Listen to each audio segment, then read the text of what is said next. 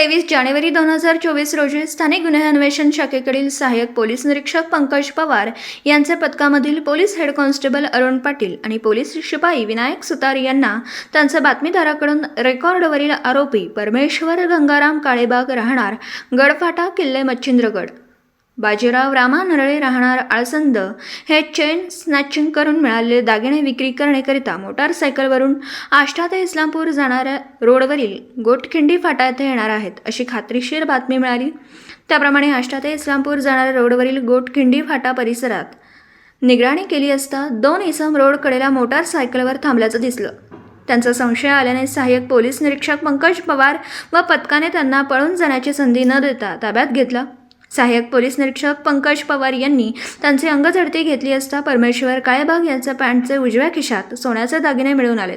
तसेच बाजीराव नरळे यांच्याकडे एक मोटारसायकल मिळून आली।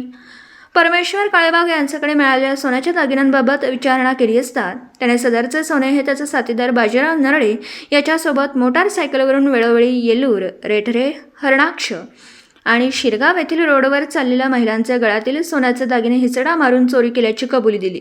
त्यांच्याकडून 2.5 लाख रुपयांचा मुद्देमाल जप्त करण्यात आला। हे दोघेही रेकॉर्डवरील सराईत गुन्हेगार असून त्यांच्यावर सांगली, सोलापूर जिल्ह्यात चेन स्नॅचिंग जबरी चोरीचे गुन्हे दाखल आहेत। पुढील तपास कामी आरोपी व मुद्देमाल आष्टा पोलीस ठाण्याकडे वर्ग करण्यात आला असून पुढील तपास आष्टा पोलीस ठाणे करत आहे। महिलांच्या गळ्यातील चेन स्नॅचिंग करणारे रेकॉर्डवरील 2 गुन्हेगारांना अटक, सांगली स्थानिक गुन्हे अन्वेषण विभागाची कारवाई।